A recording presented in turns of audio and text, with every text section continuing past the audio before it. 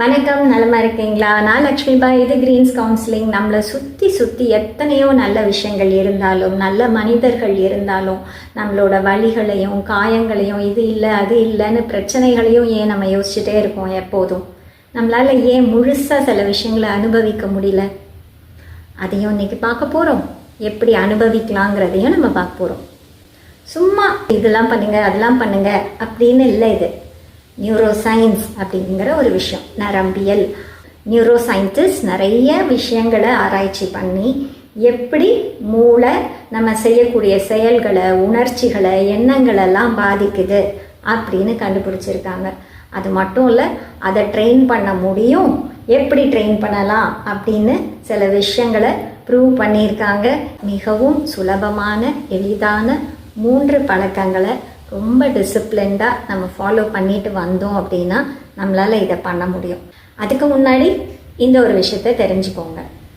நம்ம முன்னோர்கள் முன்னாடியெல்லாம் இவ்வளோ சொஃபிஸ்டிகேஷன்ஸ், இவ்வளோ வசதிகள் கிடையாது இல்லையா? காட்டுக்குள்ளேயும் அங்கேயும் இங்கேயும் இருந்திருப்பாங்க.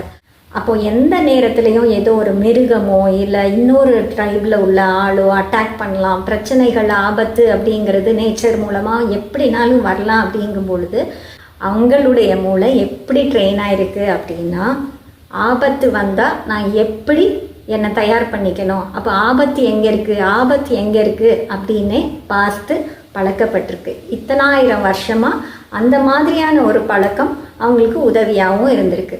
ஆனால் இப்போ அதெல்லாம் நமக்கு இல்லை.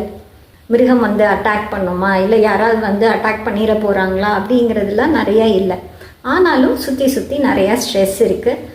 அதே பேட்டர்னை தான் மூளையும் ஃபாலோ பண்ணுது. ஸோ சின்ன சின்ன விஷயங்கள், நம்மளை ஸ்ட்ரெஸ் ஆக்கக்கூடிய விஷயங்கள் எல்லாமே ஆபத்தாக நம்ம பார்க்க ஆரம்பிச்சிடுறோம். ஸோ மூளை நம்ம ஆபத்து எது, நமக்கு பிரச்சனை எது, நம்மளை எது கஷ்டப்படுத்துது, இதையெல்லாம் பார்த்துக்கிட்டே இருக்கிற மாதிரி பழக்கப்பட்டிருக்கு. ஆனால் இப்போ அதை மாற்றியே ஆகணும். ஏன்னா சூழ்நிலைகள்லாம் முன்ன மாதிரி கிடையாது, நிறையா மாறிடுச்சு. இப்போ நம்ம என்ன பண்ண போகிறோம்?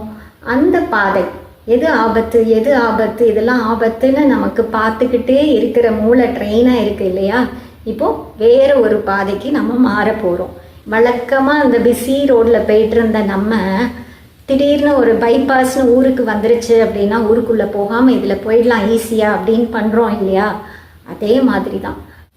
எப்படி மூளையை ட்ரெயின் பண்ண போகிறீங்கன்னா, வழக்கமாக போகிற பாதையில் போகாமல் புதுசாக ஒரு பாதை போட போகிறீங்க. அதற்கு 3 எளிய வழிகள். என்னலாம்? ஃபஸ்ட்டு, நெகட்டிவிட்டி இன்டரப்ஷன் அப்படின்னா என்ன? மோசமான எண்ணங்களோ வழி தரக்கூடிய விஷயங்களோ உள்ளே வரும் பொழுது என்ன பண்ணணும் அப்படிங்கிறது தான். ஸோ நெகட்டிவாக வரக்கூடிய விஷயங்களை இன்டரப்ட் பண்ண போகிறோம்.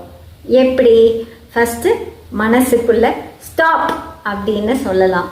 இல்லை சத்தமாக கூட சொல்லி அந்த நெகட்டிவான எண்ணங்களை நிறுத்தணும். நிறுத்தி உடனே தாமதிக்காமல் சுற்றி ஃபிசிக்கலாக என்ன இருக்குங்கிறத அப்சர்வ் பண்ணணும், பார்க்கணும். ஆஹா, ஃபேன் அங்கே சும்மா ஓடிட்டு இருக்கே, குருவி கத்துற சத்தம் கேட்குதே, அங்கே தள்ளி வர்றது யார், இந்த ரூமில் எத்தனை லைட் இருக்குது, எத்தனை ஸ்விட்சஸ் இருக்குது, யாரெல்லாம் இப்போ ஃபோனை பார்த்துட்டு இருக்கா, இந்த மாதிரி ஃபிசிக்கலாக என்ன நடக்குதோ அதை கண்ணால் அப்சர்வ் பண்ணணும். So say stop and observe. இது சாதாரண விஷயமா தோணலாம், ஆனால் again I tell you, neuro scientist இதை ப்ரூவ் பண்ணியிருக்காங்க. உங்களால் இந்த பழக்கத்து மூலமாக ஸ்டாப் பண்ண முடியும்னு. 2வது, டெலிபரேட் சேவரிங். சேவரிங்னா என்னது? ஒரு விஷயம் ஆசையாக சாப்பிட போகிறீங்க அப்படின்னா அதை ருசிச்சு பொறுமையாக சாப்பிடுவோம் இல்லையா? ரசிப்போம் இல்லையா? அதுதான் சேவரிங். ஒரு விஷயத்தை மனசார உணர்ந்து ஆசையாக என்ஜாய் பண்ணி அனுபவிக்கிறது தான் சேவரிங். அப்போது டெலிபரேட் சேவரிங் அப்படிங்கிறது நம்ம உணர்ந்து ஃபீல் பண்ணி ஒரு விஷயத்தை, பிடிச்ச விஷயத்தை மனசார முழுசாக அனுபவிக்கணும் அப்படிங்கிறது. எப்படி சின்ன சின்ன விஷயங்களை ஆசையாக அனுபவிக்க முடியும், ஏன் அனுபவிக்க முடியலங்கிறத தெரிஞ்சுக்குவோம். அதாவது மூளை அழகான பாசிட்டிவான விஷயங்களை வேகமாக ப்ராசஸ் பண்ணிடுமா. ஆனால் அதே நேரத்தில் ஒரு நெகட்டிவான விஷயம், நமக்கு வலி தரக்கூடிய விஷயங்களை ரொம்ப பொறுமையாக தான் ப்ராசஸ் பண்ணுமா. அது ரொம்ப டீட்டெயில்டாக இது என்ன ஆச்சு அது என்ன ஆச்சுன்னு மனசு தேடுமா.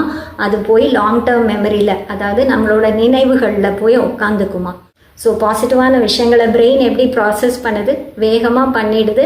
ஸோ அது நினைவுகளில் போய் அதிகம் உட்கார்றது இல்லை. ஆனால் அதே இது நெகட்டிவ் விஷயங்களை ஸ்லோவாக ப்ராசஸ் பண்ணுது. ஏன்னா அப்படி பழக்கப்பட்டிருக்கு. அதனால் அது போய் மெமரியில் ஸ்டோர் ஆகிக்குது, லாங் டேர்ம் மெமரியில். அப்படின்னா சீக்கிரத்தில் மறக்க மாட்டோம், அங்கே போய் ஸ்டோர் ஆகிடுது.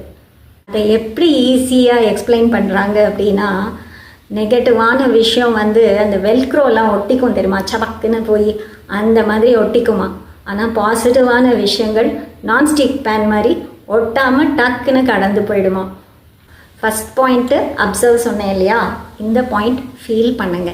உண்மையிலே ஒரு சிப் பண்ணி ஒரு காஃபி குடிக்கிறீங்க அப்படின்னா அனுபவிச்சு ரசிச்சு ருசிச்சு இந்த ஃபோன் எல்லாம் பார்க்காம 30 செகண்ட் மேலே குடித்ததுக்கு அப்புறமும் அந்த ருசி நாக்கில் இருக்கும் இல்லையா, அதை பழகுங்க. நீங்கள் ஒரு நாள் முழுக்க பார்த்தீங்க அப்படின்னா சுற்றி சுற்றி சின்ன சின்ன அழகான விஷயங்கள் நடந்துக்கிட்டே தான் இருக்கும்.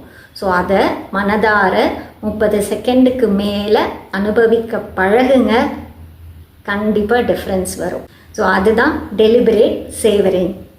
மூணாவது இன்டென்ஷனல் பிளேயிங். எப்படி ரெண்டாவதுல வம்படியாக ஒரு விஷயத்தை இழுத்து வச்சு இன்னும் கொஞ்சம் நேரம் அனுபவிங்க பிடிச்ச விஷயத்தலான்னு சொன்னேனோ, அதே போல் இன்டென்ஷனல் பிளே அப்படிங்கிறது நீங்கள் குழந்தையாக இருக்கும் பொழுதோ உங்களுடைய டீனேஜில் இருக்கும் பொழுதோ ஆசையாக விளையாண்ட விஷயங்கள், நீங்கள் நல்லா எப்போனாலும் போய் கிரிக்கெட் விளையாடுவீங்க, நான் நல்லா உட்காந்து வரைவேன், அப்போல்லாம் நான் அது பண்ணுவேன் இது பண்ணுவேன் அப்படிங்கிற விஷயம் இருக்கும் இல்லையா, அதெல்லாம் நீங்கள் ஏன் பண்ணாமல் இருந்தீங்க? பண்ணக்கூடாதுங்கிற எண்ணம் இல்லை, அவரோர் வாழ்க்கையில் ரொம்ப பிஸி ஆகிட்டோம். ஸோ அதெல்லாம் பண்ணணுங்கிற அவசியமும் வரல, அதற்கான நேரமும் நம்ம ஒதுக்கி கொடுக்கல. ஆனால் டெலிபரேட்டாக நீங்களாகவே அதற்கான ஒரு நேரத்தை வாரத்தில் ஒரு முறையாவது ஒதுக்கி அதில் நிறையா ஈடுபடணும் அப்படிங்கிறது தான். நியூரோ சயின்டிஸ்ட் ஏன் இன்டென்ஷனலாக விளையாடணும், ப்ளே அப்படிங்கிறது முக்கியம் அப்படின்னு சொல்கிறாங்க அப்படின்னா, ப்ரீ ஃப்ரான்டல் கார்டெக்ஸ் அப்படின்னு மூளையில் ஒரு பகுதி இருக்குது. அது நம்மளோட உணர்ச்சிகளை நல்ல விதமாக ஹேண்டில் பண்ண, முடிவுகளை சிறப்பாக எடுக்க, பாசிட்டிவான விஷயங்களை அனுபவிக்கிறதுக்கெல்லாம் அதுதான் மெயின் வேலையை பார்க்குது. அப்போது இந்த மாதிரி விளையாட்டுக்கள், நீங்கள் ஈடுபடக்கூடிய ஆர்ட் ஆன விஷயம், அது இந்த மூளை பகுதியை தூண்டி விடுது. அப்போது நேச்சுரலாக நமக்கு எமோஷன்ஸை ரெகுலேட் பண்ணுறது, ஹாப்பினஸ், ஒரு தெளிவான டெசிஷன்ஸ் எடுக்கிறதுக்கு அது எல்லாம் உதவியாக இருக்கும். ஸோ ப்ளே அப்படிங்கிறது விளையாட்டாக தான் இருக்கணும் அப்படின்னு இல்லை. அது ஒரு பெயிண்டிங்காக இருக்கலாம், சிங்கிங்காக இருக்கலாம், நீங்கள் விளையாடக்கூடிய கிரிக்கெட் கேம்ஸு, செஸ்ஸு, ஆடுபுலி ஆட்டம்னு முன்னாடி விளையாடுவோம், தாயக்கட்டைன்னு விளையாடுவோம். இதெல்லாம் நம்ம மறந்து போன அழகான சின்ன சின்ன விஷயங்கள் இல்லையா. அதே போல் புக் ரீடிங், இதிலெல்லாம் நீங்கள் நிறைய ஈடுபடும் பொழுது கண்டிப்பாக எத்தனை பிரச்சனைகள் வந்தாலும் எளிதாக கடந்து போகிற மாதிரி பழகிடுவீங்க. இது நான் சொல்லலை, நியூரோ சயின்டிஸ்ட் சொல்கிறாங்க. ஸோ 3 ஸ்டெப்பு தான், ரொம்ப ஈஸியாக. என்ன பண்ணலாம்? ஃபஸ்ட்டு தேவையில்லாத எண்ணங்கள் வரும்பொழுது மனசை ஸ்டாப்புன்னு சொல்லுங்கள், சுற்றி அப்சர்வ் பண்ண ஆரம்பிச்சிருங்க, கவனிக்க ஆரம்பிச்சிருங்க. ரெண்டாவது டெலிபரேட் சேவரிங்.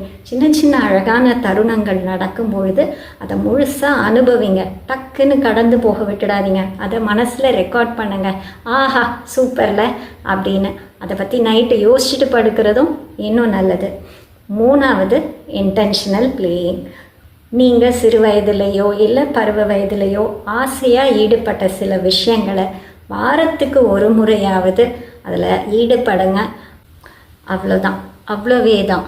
ஸோ இது எல்லாமே சயின்டிஃபிக்கலி ப்ரூவன், ரொம்ப ஈஸியான முறைகள் தான்.